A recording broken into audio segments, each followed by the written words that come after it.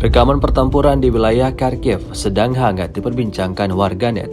Rekamannya ramai beredar di media sosial Telegram pada Rabu 31 Mei 2023. Dalam rekaman tersebut memperlihatkan bagaimana Angkatan Darat ke-6 menutupi posisi angkatan bersenjata Ukraina dengan amunisi pembakar dan menghancurkan operator ATGM. Pertempuran ke arah Kupiansk terus berlanjut.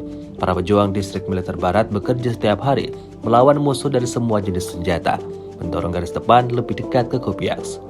Drone Mavic yang sangat diperlukan membantu menemukan target dan menghancurkannya dengan menyesuaikan tembakan artileri. Hasilnya seperti yang terlihat dalam rekaman. Ledakan yang diciptakan militer Rusia sisir habis semua wilayah kekuasaan angkatan bersenjata Ukraina. Hingga video ini beredar, beragam komentar dituliskan warganet.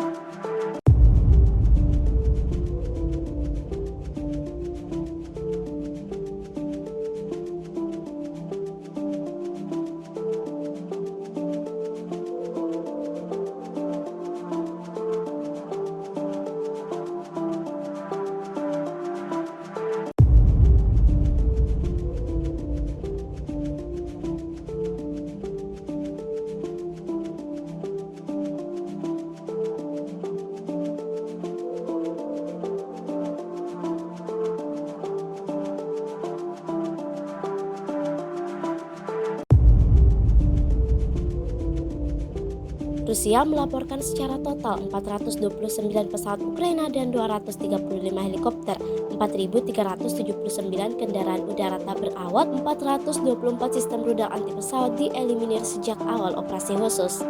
Sementara dari kubu Kiev, Kementerian Pertahanan Ukraina merilis 410 tentara Rusia dieliminir dalam sehari terakhir.